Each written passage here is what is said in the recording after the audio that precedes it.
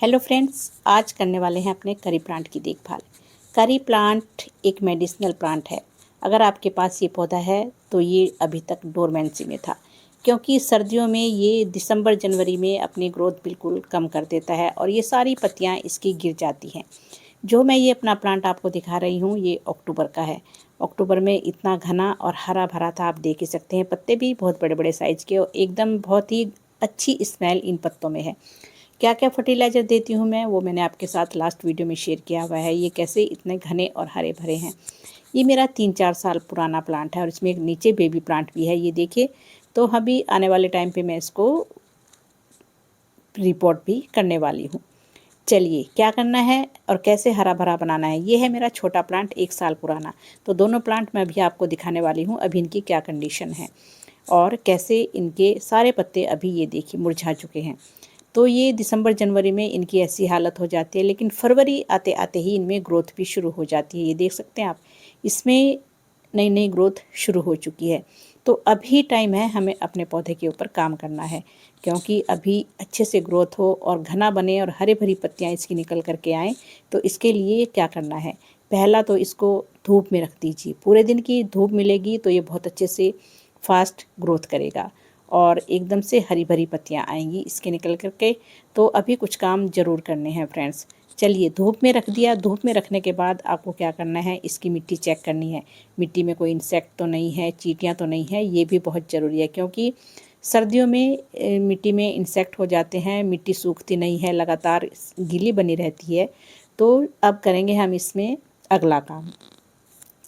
अभी ये सारी जो पत्तियां हैं जो सूख चुकी हैं इनको निकाल दीजिए। सारी निकालनी पड़ेंगी, प्रून भी करना पड़ेगा, तभी पौधा हेल्दी बनेगा।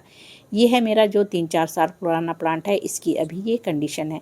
इसको मैंने प्रून कर दिया था 15-20 दिन पहले, अभी मैं दिखाने वाली हूँ। लेकिन जो छोटा प्लांट है बेबी प्लांट, इसको मैंने अभी नहीं निकाला है। इसको आने वाले टाइम पर मैं इसको सेपरेट करूँगी इसमें से निकाल करके। बाकी इसके बड़े वाले प्लांट की मैंने हार्ड प्रून कर दिया है अच्छे से। और ये देखिए 15-20 दिन पहले ही प्रूनिंग मैंने इसकी कर दी है, लेकिन इसमें छोटी छोटी पत्तियां अभी साइड में ये आने लगी हैं, ये देखिए।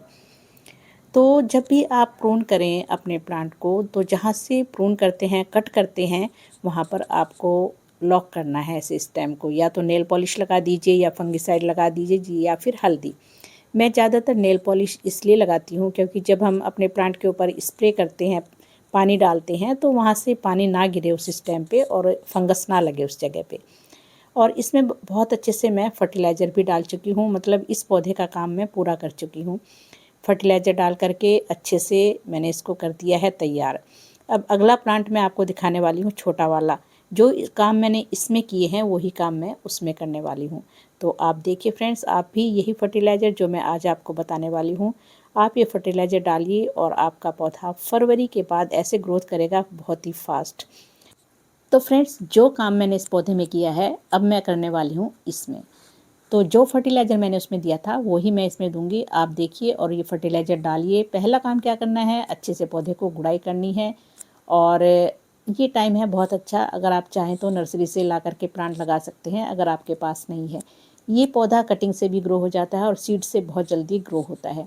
जब ये देखिए छोटा सा पतला प्लांट है, इसलिए मैंने इसको लकड़ी के सहारे बांध के रखा हुआ है, क्योंकि तूफान या हवा में ये थोड़ा हिल करके गिर सकता है पौधा, इसलिए ऐसे लकड़ी के सहारे इसको बांध दीजिए। मैं निकाल रही हूँ सारी मिट्टी।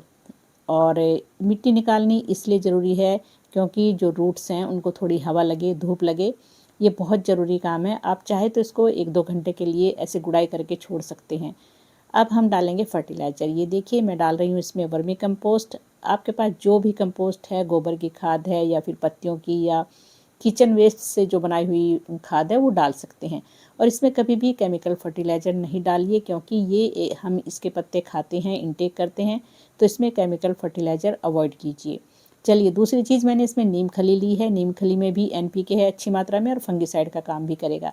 और ये है एप्सम सॉल्ट, ये हमारे पौधे को स्ट्रेस से बाहर निकालेगा और पौधे में बहुत अच्छे से फोटोसिंथेसिस की प्रक्रिया तेज होगी। पत्तियां क्लोरोफिल का निर्माण करने लगेंगी, जैसे ही आएंगी हरी भरी पत्तियां आएंगी। पत्तियों को पीली नहीं होने देता है एप्सम सॉल्ट, मैग्नीशियम सल्फेट होता है ये। अब चलिए पहले मैं डाल रही हूँ 1 चम्मच हल्दी, क्योंकि हल्दी एंटीसेप्टिक, एंटीफंगल, एंटीबैक्टीरियल है। तो नीचे एक एक चम्मच आप हल्दी ज़रूर डालिए। इससे क्या होगा, कोई इंसेक्ट वगैरह होगा तो वो ख़त्म हो जाएगा और चींटियाँ वगैरह आने वाले टाइम पे नहीं होंगी हमारे।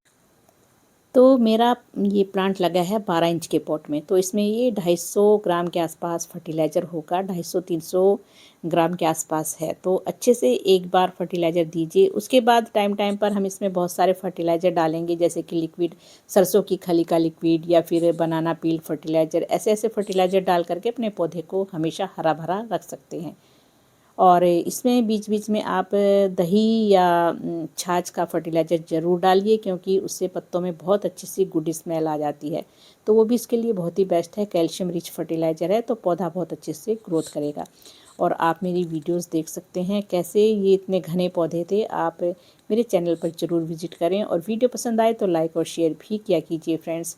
और कमेंट में बताइए कि आपको करी प्लांट आपके पास है या नहीं। अगर नहीं है तो फिर तुरंत ही आप ला करके इसको ज़रूर लगाइए, क्योंकि एक मेडिसिनल प्लांट है। चलिए, अब ये जो ग्रोथ हो रही है इसको हमें ऐसे ही नहीं छोड़ना है, नहीं तो फिर ये लेगी सा प्लांट हो जाएगा, लंबा लंबा बढ़ता चला जाएगा। तो इसको मैं करने वाली हूँ, यहाँ से प्रून अच्छे से कट कर दूँगी। इसके बाद नीचे से बहुत सारी स्टेम इसमें निकलेंगी और ये घना बनेगा पौधा। तो मैं यहाँ से इसको कट कर रही हूँ, ये देखिए। और ऐसा कट कीजिए कि एक बार में ही ऐसे कट हो जाए। अब ये जो पत्तियां हैं इनको मैं हार्वेस्ट करूँगी और निकाल करके रख लूँगी सुखा करके। तो ऐसे ही पत्तियां नहीं फेंकूँगी, क्योंकि बहुत ही हमारे लिए करी पत्ता बहुत ही फ़ायदेमंद होता है। अब जहाँ से मैंने कट किया था वहाँ मैंने नेल पॉलिश लगा दी है, इसको मतलब एक तरह से लॉक कर दिया है स्टेम को। अब अगर हम इसके ऊपर स्प्रे करेंगे तो फिर ये देखिए, ये है मेरा बोगनवेलिया। इस पर देखिए कितनी ग्रोथ शुरू हो चुकी है। इस पर भी मैंने नेल पॉलिश से ही ऐसे लॉक किया हुआ है। बहुत ही जल्दी से अभी फरवरी आते ही सारे पौधों में ग्रोथ शुरू हो चुकी है। अब अगला काम क्या करना है, अगर आप चाहते हैं बहुत जल्दी से इस पर फास्ट ग्रोथ हो तो एक काम आपको ज़रूर करना है। लास्ट टिप है ये, इसको करके देखिए फ्रेंड्स, आपका पौधा बहुत जल्दी से ग्रोथ करेगा और नई नई पत्तियाँ बहुत ही जल्दी से निकलनी शुरू हो जाएंगी। क्या करना है, ये है एप्सम सॉल्ट। पानी में लीजिए इसको, 1 लीटर में 1 चम्मच मिला लीजिए बोतल में, और अच्छे से स्प्रे हिला करके बोतल को अच्छे से मिलाइए। बहुत जल्दी वाटर में घुल जाता है ये, तो अच्छे से मिला करके आप इसको जो हमने स्टेम कट की है वहाँ उसको स्प्रे कीजिए। रोज़ डेली इसको थोड़ा सा स्प्रे कीजिए। इस स्टेम को भिगोइए, नॉर्मल वाटर से स्प्रे कीजिए और कभी कभी इसको एप्सम सॉल्ट से। इससे क्या होगा कि बहुत जल्दी आपके प्लांट पे पत्तियाँ आनी शुरू हो जाएंगी और हरी भरी पत्तियाँ निकलेंगी। और ये देखिए, मैं इस पर भी डेली करती हूँ और इस पर अभी पत्तियाँ आनी शुरू हो चुकी हैं। ये बड़ा वाला प्लांट जो मैं दिखा रही हूँ, तो डेली आप स्प्रे कीजिए इसको। थोड़ी सी नमी रखिए स्टेम में, तो जल्दी से ग्रोथ होती है। तो जो भी मैंने प्लांट कट किए हुए हैं, प्रून किए हुए हैं, सभी पे मैं ये काम करती हूँ।